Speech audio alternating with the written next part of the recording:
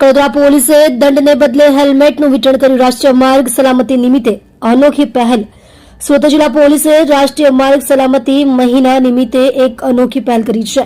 વડોદરા 4 રસ્તા પર વાહન ચાલકોને દંડ કરવાના બદલે મફત હેલ્મેટનું વિતરણ કરવામાં આવ્યું હતું. આ અભિયાનનો ઉદ્દેશ્ય વાહન ચાલકોમાં માર્ગ સલામતી પ્રત્યે જાગૃતિ લાવવાનો અને જિંદગી અનમોલનો સંદેશ આપવાનો હતો. આ ખાસ માર્ગ સલામતી અભિયાનનું નેતૃત્વ જિલ્લા ટ્રાફિક પોલીસ ઇન્સ્પેક્ટર ઈશ્વર સિસોદિયા અને વડોદરા પોલીસ ઇન્સ્પેક્ટર ભાવિક શાહે કર્યું હતું. ઝુંબેશ દરમિયાન પોલીસ ટીમે 200 થી વધુ જરૂરિયાતમંદ ટુ વ્હીલર સવારોને હેલ્મેટનું મફત વિતરણ કર્યું હતું.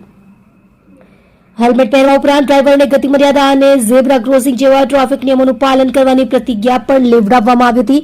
પોલીસ અધિકારીઓએ લોકોને જણાવ્યું હતું કે હેલ્મેટ પહેરવું એ પોલીસના ડરથી કે દંડથી બચવા માટે નહીં, પરંતુ પોતાના અને પરિવારની સલામતી માટે અત્યંત જરૂરી છે. આ ઝુંબેશમાં પોલીસનો એક અલગ મૈત્રીપૂર્ણ પાસું જોવા મળ્યું.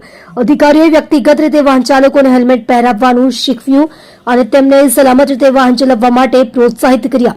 આ પહેલ દ્વારા દર્શાવવામાં આવ્યું કે કાયદાનું પાલન ફક્ત કડકતા દ્વારા જ નહીં, પરંતુ પ્રેમ અને સમજાવટ દ્વારા પણ પ્રાપ્ત કરી શકાય છે. સુરત જિલ્લામાં માર્ગ અકસ્માતોમાં નિર્દોષ વાહન ચાલકોના મોતનું એક મુખ્ય કારણ સુરક્ષા સાધનો વિના વાહન ચલાવવું છે. આ અભિયાન દ્વારા સુરત જિલ્લા પોલીસે આ ગંભીર સમસ્યા પ્રત્યે જાગૃતિ લાવવાનો પ્રયાસ કર્યો છે.